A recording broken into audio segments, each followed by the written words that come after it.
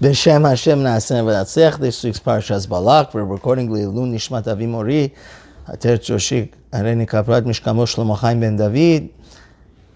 And I wanted to dedicate today's Torah thought to my Rosh HaYeshiva, which the whole today's Devar Torah is based on his, Rav Shmuel Yacov Weinberg. It is 28th anniversary of his Yartseit, one of the greatest men and unique men I've ever had the honor and privilege of knowing. We know that this week's Parsha, Parshat Balak, talks about such a beautiful virtue that the nation of Israel has, which is modesty. Even our greatest adversary, Bilam and Balak, when they see that the tents of the Jewish nation are faced away from each other, so God forbid one shouldn't be able to glance into his neighbor's house, Bilam, the greatest prophet of the Gentiles, says, Ma tovu ohalecha Yacov umishkenatecha Israel. He says, how beautiful are the tents of Yacov. He is mystified and astonished about the modesty, the purity, the decency, and the delicacy that the Jews have to be sensitive, not even by mistake, to glance into their neighbor's house. And that's what I wanted to talk about, because the Haftarah also talks about it. The great prophet says we can encapsulate the entire Torah on 3 pillars.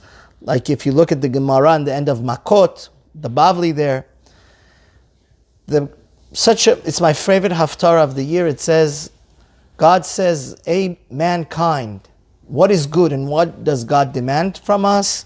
Kim la'asot mishpat, va'avat chesed, va'asneh lechet im Hashem Elokecha. Hashem says that the greatest of all virtues is to stand up for justice, for fairness, to love kindness, and va'hasneh lechet, to be modest when we walk with God.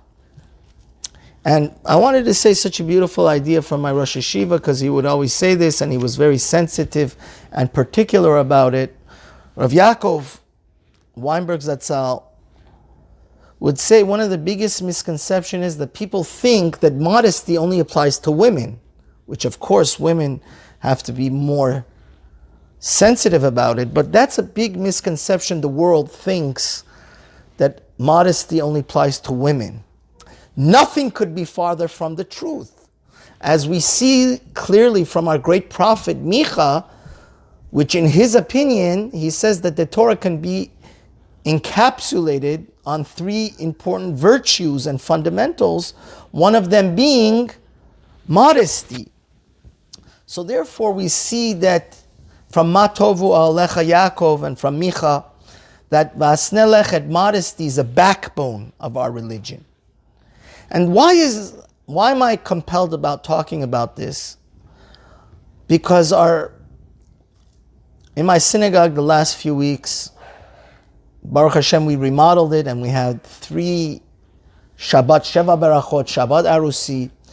And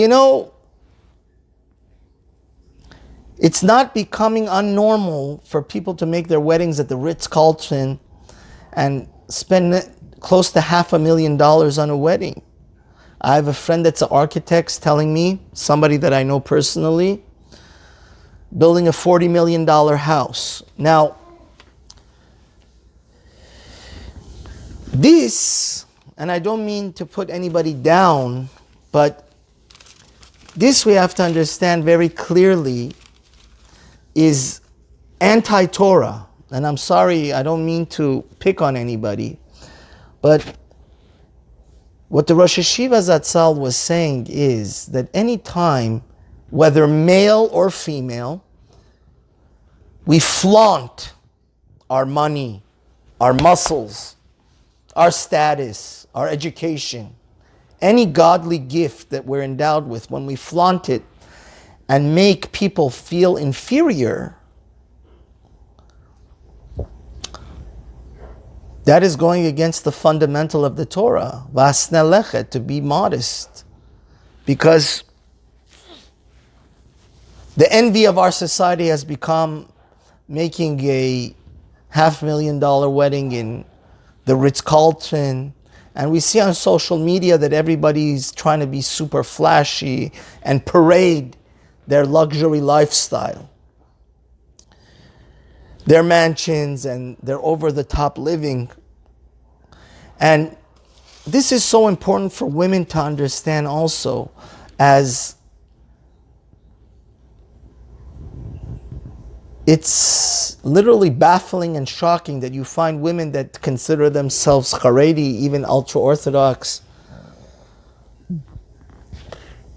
It's being modest is not about necessarily the length of your sleeves or the length of your dress.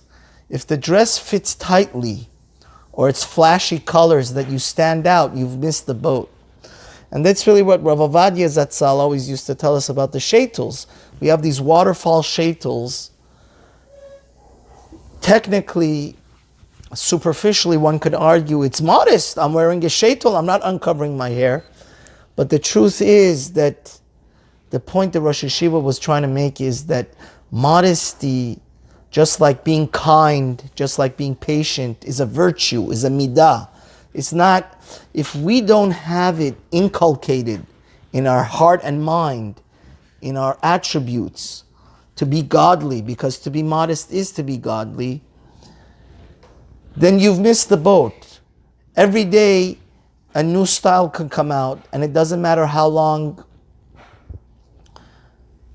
the skirt.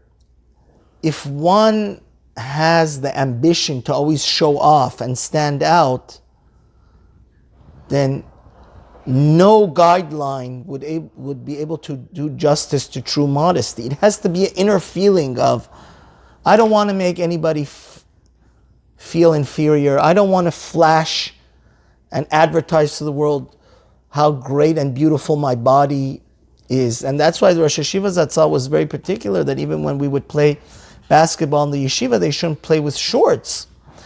And so never in the history of mankind was this message so important. Thank God we've been blessed with so much money. And it's a shame that instead of making the world a better place, people are so selfish that they build houses with rooms they're never going to use. They buy cars they're never going to drive, just because they want to show off.